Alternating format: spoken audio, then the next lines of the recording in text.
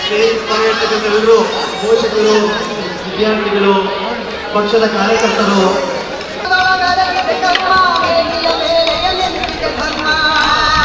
ಗುರು ಕಾಯುವನು ಅನ್ನೋ ಮಾತಿನ ಹಾಗೆ ನಿಮ್ಮ ಮಾತುಗಳು ಮಾರ್ಗದರ್ಶನ ನಮ್ಮೆಲ್ಲರಿಗೂ ದಾರಿ ದೀಪವಾಗಲಿ ಅಂತ ನಾವು ಆಶಿಸ್ತೀವಿ. ಧನ್ಯವಾದಗಳು ಸ್ವಾಮೀಜಿಗಳಿಗೆ.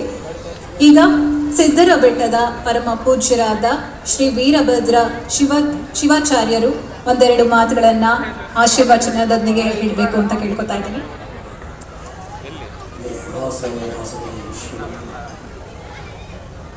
ಯತ್ಸುಖೇ ನಾನಮೋದತೆ ನಮಸ್ತಸ್ಮೈ ಗುಣಾತೀತ ವಿಭವಾಗ್ಯ ಪರಾತ್ಮನೆ. ಪ್ರಥಮದಲ್ಲಿ ಆರಾಧ್ಯ ಗುರು ರೇಣುಕರನ್ನ ಹೃದಯ ಮಂದಿರದಲ್ಲಿ ಸ್ಮರಿಸಿಕೊಂಡು ನಮ್ಮ ಸಿದ್ಧರ ಬೆಟ್ಟ ಕ್ಷೇತ್ರದ ಅಧಿಪತಿಯಾಗಿರುವಂಥ ಸಿದ್ದೇಶ್ವರ ಸ್ವಾಮಿಯನ್ನ ಧ್ಯಾನಿಸುತ್ತ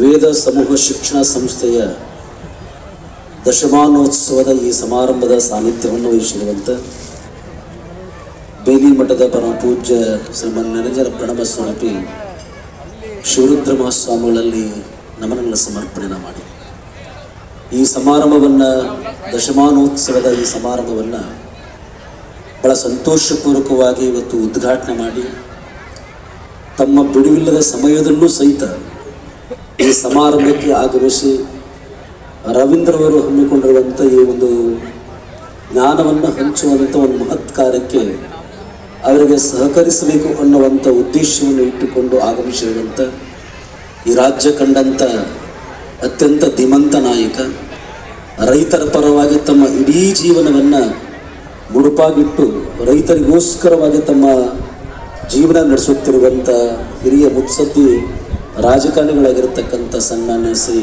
BS ಯಡಿಯೂರಪ್ಪನವರೇ, ಈ ಸಮಾರಂಭದಲ್ಲಿ ಉಪಸ್ಥಿತರಿರ್ತಕ್ಕಂಥ ಸಂಸದರಾಗಿರತಕ್ಕಂಥ ಗೋವಿಂದ ಕಾರಜೋಳರವರೇ, ವೇದಿಕೆ ಮೇಲೆ ಉಪಸ್ಥಿತರಿರ್ತಕ್ಕಂಥ ಈ ಸಂಸ್ಥೆಯ ಸಂಸ್ಥಾಪಕ ಅಧ್ಯಕ್ಷರಾಗಿರ್ತಕ್ಕಂಥ ರವೀಂದ್ರವರು ಮೊದಲುಗೊಂಡು ವೇದಿಕೆ ಮೇಲೆ ಉಪಸ್ಥಿತರಿರ್ತಕ್ಕಂಥ ಮರಿಸ್ವಾಮಿಯವರವರೇ, ಸುಬ್ಬಣ್ಣವರೇ, ವೀರಣ್ಣವರೇ, ಚಂದ್ರಣ್ಣನವರೇ, ಬಸವರಾಜ ಮೊದಲುಗೊಂಡು ಎಲ್ಲ ವೇದಿಕೆ ಮೇಲೆ ಉಪಸ್ಥಿತರಿರ್ತಕ್ಕಂಥ ಎಲ್ಲ ಗುರು ಹಿರಿಯರೇ, ಆಗಮಿಸಿರುವಂಥ ಎಲ್ಲ ಸಮಸ್ತ ಗುರು ಹಿರಿಯರೇ, ಎಲ್ಲ ವಿದ್ಯಾರ್ಥಿಗಳ ಪಾಲಕ ಪೋಷಕರೇ, ಪತ್ರಿಕಾ ಮಾಧ್ಯಮ ಸಂತಪ್ತರೇ, ತಾಯಂದಿರು ಮತ್ತು ಮಕ್ಕಳೇ, ಈಗಾಗಲೇ ಪರಮ ಪೂಜ್ಯರು ಹೇಳಿದ ಹಾಗೆ ಈ ಶಾಲೆಯ ಹೆಸರೇ ಅತ್ಯಂತ ವಿಶೇಷವಾಗಿರತಕ್ಕಂಥದ್ದು. ವೇದ ಅಂತ ಹೇಳಿದರೆ ನಮ್ಮೆಲ್ಲರಲ್ಲೂ ಭಾರತೀಯ ಸಂಸ್ಕೃತಿಯಲ್ಲಿ ಜ್ಞಾನದ ಸಂಪತ್ತು ಅನ್ನುವಂಥದ್ದನ್ನು ವೇದ ಅಂತ ನಾವೆಲ್ಲ ಕರಿತೇವೆ. ಇವತ್ತೇನಾದರೂ ಇಡೀ ಜಗತ್ತಿನಲ್ಲಿ ಭಾರತೀಯ ಸಂಸ್ಕೃತಿಗೆ ಅತ್ಯಂತ ಗೌರವವನ್ನು ತಂದುಕೊಟ್ಟಂಥ ಸಂಪತ್ತು ಯಾವುದು ಅಂತ ಹೇಳಿದರೆ ವೇದ, ಉಪನಿಷತ್ತು ಮತ್ತು ಆಗಮಗಳು. ಅಂಥ ವೇದದ ಒಂದು ಹೆಸರಿನ ನಾಮಾಂಕಿತದೊಂದಿಗೆ ಈ ಒಂದು ರೀತಿಯ ಹಿಂದುಳಿದಂಥ ಒಂದು ಜಿಲ್ಲೆಯೊಳಗೆ ಬೆಂಗಳೂರಿನಲ್ಲಿ ಮನಸ್ಸು ಮಾಡಿದರೆ ರವೀಂದ್ರವರು 8ನೇ ಮೈಲಿಯಲ್ಲಿ ಬಹುದೊಡ್ಡ ಸಂಸ್ಥೆಯನ್ನು ಕಟ್ಟಬಹುದಾಗಿತ್ತು. ಆದರೆ ಬೆಂಗಳೂರಂಥ ನಗರಕ್ಕಿಂತಲೂ ಗ್ರಾಮೀಣ ಪ್ರದೇಶದ ಮಕ್ಕಳಿಗೆ ನಾನೇನಾದರೂ ಒಂದು ಶಿಕ್ಷಣವನ್ನು, ಜ್ಞಾನವನ್ನು ಹಂಚಬೇಕು ಅನ್ನುವಂಥ ಮಹತ್ ಕಾರ್ಯವನ್ನು ಇಟ್ಟುಕೊಂಡು ರವೀಂದ್ರವರು ಈ ಭಾಗದಲ್ಲಿ ವೇದದ ಹೆಸರಿನೊಂದಿಗೆ ವೇದ ಸಮೂಹ ಶಿಕ್ಷಣ ಸಂಸ್ಥೆ ಎನ್ನುವಂಥದ್ದನ್ನು ಕಟ್ಟಿ ಇವತ್ತು 10 ವರ್ಷಗಳ ಇತಿಹಾಸದೊಳಗೆ ಬಹುದೊಡ್ಡ ಸಾಧನೆ ಮಾಡಿರ್ತಕ್ಕಂಥ ಈ ಸಂಸ್ಥೆ ಅತ್ಯಂತ ಸಂತೋಷಪೂರ್ವಕವಾಗಿ ನಾವೆಲ್ಲರೂ ಸಹಿತ ಭಾಗಿಯಾಗಿದ್ದೇವೆ. ರವೀಂದ್ರ ಅವರಿಗೆ ಮನಸ್ಪೂರ್ವಕವಾಗಿ ಅವರು ಕೈಗೊಂಡಿರ್ತಕ್ಕಂಥ ಈ ಕಾರ್ಯ ಅತ್ಯಂತ ಸಂತೋಷವನ್ನು ತಂದಿದೆ ಎನ್ನುವಂಥ ಮಾತನ್ನು ನಾವು ಹೇಳಲಿಕ್ಕೆ ಇಚ್ಛೆ ಪಡ್ತೇವೆ. ಒಂದು ವೇಳೆ ಇದೇ ಶಾಲೆಯನ್ನು ಬೆಂಗಳೂರಂಥ ನಗರ ಪ್ರದೇಶದಲ್ಲಿ ಅವರ ಇದ್ದ ಜಾಗದಲ್ಲಿ ಮಾಡಿದರೆ 10 ವರ್ಷದಲ್ಲಿ ಇನ್ನೂ ಎಷ್ಟು ದೊಡ್ಡ ಸಂಸ್ಥೆಯಾಗಿ ಬೆಳೆಸಬಹುದಾಗಿತ್ತು, ಹಣ ಸಂಪಾದನೆ ಮಾಡಬಹುದಾಗಿತ್ತು. ಆದರೆ ನಾನು ಹಣ ಸಂಪಾದನೆಗಿಂತಲೂ ನನ್ನ ರಾಜ್ಯದ ಬಡತನದ ಮಕ್ಕಳಿಗೆ, ಗ್ರಾಮೀಣದ ಪ್ರದೇಶದ ಮಕ್ಕಳಿಗೆ ಒಂದು ಸಂಸ್ಕೃತಿಯನ್ನು, ಸಂಸ್ಕಾರವನ್ನು ಕೊಡಬೇಕು ಅನ್ನುವಂಥ ಕಾರಣಕ್ಕಾಗಿ ವೇದ ಅನ್ನುವಂಥ ಹೆಸರಿನೊಂದಿಗೆ ಇಟ್ಟಿರತಕ್ಕಂಥದ್ದು ವೈಯಕ್ತಿಕವಾಗಿ ನಮಗೆ ಬಹಳ ಅತ್ಯಂತ ಸಂತೋಷವನ್ನು ತಂದಿದೆ ಅನ್ನುವಂಥ ಮಾತನ್ನು ಈ ಸಂದರ್ಭದಲ್ಲಿ ತಿಳಿಸಲಿಕ್ಕೆ ಇಚ್ಛೆ ಪಡ್ತೇವೆ. ಈ ಶಾಲೆಯ ಶಿಕ್ಷಣ ಸಂಸ್ಥೆ ಎಲ್ಲ ಪದಾಧಿಕಾರಿಗಳಿಗೆ, ಮುಖ್ಯ ಶಿಕ್ಷಕರಿಗೆ ಹೇಳುವಂಥದ್ದು ಏನು ಅಂತ ಹೇಳಿದ್ರೆ, ನಿಮ್ಮ ಮುಂದೆ ನಮ್ಮ ದೇಶದ ಭವಿಷ್ಯತ್ತಿನ ಮಕ್ಕಳಿದೆ. ಆ ಮಕ್ಕಳಿಗೆ ಯಾವ ರೀತಿಯಾಗಿ ನಿಮ್ಮ ಪಠ್ಯ ಪುಸ್ತಕದ ಜೊತೆಯಲ್ಲಿ ಆ ಮಕ್ಕಳಿಗೆ ಜ್ಞಾನದ ಜೊತೆಯಲ್ಲಿ ಸಂಸ್ಕಾರವನ್ನು ಕೊಡುವಂಥ ಕೆಲಸವನ್ನು ನೀವೆಲ್ಲ ಪೋಷಕರು, ಶಿಕ್ಷಕರು ಅನ್ನೋರು ಮಾಡಬೇಕು. ಯಾಕಂದರೆ ಇವತ್ತಿನ ನಮ್ಮ ಶಿಕ್ಷಣ ಪದ್ಧತಿಯಲ್ಲಿ ನಮ್ಮ ದೇಶದ ಬಗ್ಗೆ ಅಭಿಮಾನವಾಗಿರಬಹುದು, ನಮ್ಮ ಭಾಷೆಯ ಅಭಿಮಾನವಾಗಿರಬಹುದು, ಭಗವಂತನ ಒಂದು ಈಶಾಭಿಮಾನವಾಗಿರಬಹುದು. ಇವು ಯಾವ ಅಭಿಮಾನಗಳು ಸಹಿತ ಇವತ್ತಿನ ಶಿಕ್ಷಣದ ಪಠ್ಯ ಪುಸ್ತಕದಲ್ಲಿ ಇವತ್ತು ಸಿಗ್ತಾ ಇಲ್ಲ.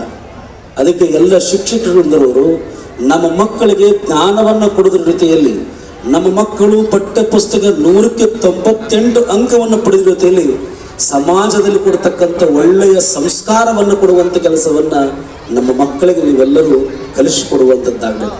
ಕಾರಣ ಏನು ಅಂತ ಹೇಳಿದ್ರೆ, ಇವತ್ತು ನಮ್ಮ ಮಕ್ಕಳಿಗೆ ಎಲ್ಲ ಜ್ಞಾನ ಸಿಗ್ತಾ ಇದೆ, ಆದರೆ ಆ ಮಕ್ಕಳಿಗೆ ಸಂಸ್ಕಾರದ ಕೊರತೆ ಹೆಚ್ಚು ಕಾಣುತ್ತಾ ಇದೆ. ಯಾಕೆ ಅಂತ ಹೇಳಿದ್ರೆ, ಇವತ್ತಿನ ದಿನಮಾನದಲ್ಲಿ ಮಕ್ಕಳಿಗೆ ಯಾವ ರೀತಿಯಾಗಿ ಸಂಸ್ಕಾರ ಸಿಗಬೇಕಾಗಿತ್ತು ಆ ಸಂಸ್ಕಾರ ಸಿಗದೇ ಇದ್ದ ಕಾರಣಕ್ಕಾಗಿ ಒಳ್ಳೊಳ್ಳೆ ವಿದ್ಯಾವಂತರಾದರು, ಆದರೆ ಕೊನೆಗಾಲದಲ್ಲಿ ತಮ್ಮ ಹೆತ್ತ ತಂದೆ ತಾಯಿಗಳನ್ನ ವೃದ್ಧಾಶ್ರಮಕ್ಕೆ ಕಳಿಸುವಂಥ ಪರಿಪಾಠ ಇವತ್ತು ಬೆಳೆದು ಬರ್ತಾ ಇದೆ. ಇದು ನಮ್ಮ ದೇಶದ ಸಂಸ್ಕೃತಿಯಲ್ಲ. ಮಾತೃದೇವೋಭವ, ಪಿತೃದೇವೋಭವ, ಆಚಾರ ದೇವೋಭವ ಅನ್ನುವಂಥ ವೇದದ ಮಾತನ್ನ ನಮ್ಮ ಮಕ್ಕಳಿಗೆ ಈ ವೇದ ಶಾಲೆಗಳಿಂದ ಆ ಸಂಸ್ಕೃತಿ ಇವತ್ತು ಬೆಳೆದು ಬರಬೇಕು. ಆ ಮಕ್ಕಳಿಗೆ ಏನಾದರೂ ನೀವು ನಮಸ್ಕರಿಸು ಅಂತ ಹೇಳಿದರೆ, ಮೊದಲು ನನ್ನ ತಾಯಿಗೆ ನಾನು ನಮಸ್ಕಾರ ಮಾಡ್ತೇನೆ, ನನ್ನ ತಂದೆಗೆ ನಾನು ನಮಸ್ಕಾರ ಮಾಡ್ತೇನೆ ಅನ್ನುವಷ್ಟರ ಮಟ್ಟಿಗೆ ಈ ವೇದ ಶಾಲೆಯಿಂದ ಸಂಸ್ಕಾರ ಮಕ್ಕಳಿಗೆ ಸಿಗಬೇಕು ಅನ್ನುವಂಥದ್ದು. ಕಾರಣ ಏನು ಅಂತ ಹೇಳಿದ್ರೆ, ಮಕ್ಕಳಿಗೆ ಏನಾದರೂ ಸಂಸ್ಕಾರ ಸಿಗದೆ ಹೋದರೆ ನಮ್ಮ ಮಕ್ಕಳು ಮುಂದೆ ತಮ್ಮ ಜೀವನವನ್ನು ಹಾಳು ಮಾಡಿಕೊಳ್ತಾ ಇದ್ದಾರೆ. ಸಂಸ್ಕಾರವನ್ನು ಕೊಟ್ಟರೆ ಮಕ್ಕಳಿಗೆ ಬೇಕಾಗಿಲ್ಲ ನಿಮ್ಮ ಆಸ್ತಿ. ತಂದೆ ತಾಯಿಗಳು ಏನಾದರೂ ನೀವು ಮಕ್ಕಳಿಗೆ ಸಂಸ್ಕಾರವನ್ನು ಕೊಟ್ಟರೆ, ಸಂಸ್ಕೃತಿಯನ್ನು ಕಲಿಸಿಕೊಟ್ರೆ ನೀವು ಮಾಡುವಂಥ ಸಂಪತ್ತು ಆ ಮಕ್ಕಳಿಗೆ ಬೇಕಾಗಿಲ್ಲ. ಸಂಸ್ಕಾರವಂತರಾದರೆ ಬೇಕಾಗಿಲ್ಲ ನಿಮ್ಮ ಆಸ್ತಿ, ಸಂಸ್ಕಾರ ವಂಚಿತರಾದರೆ ಸಾಕಾಗೋದಿಲ್ಲ ನಿಮ್ಮ ಆಸ್ತಿ ಅಂತ.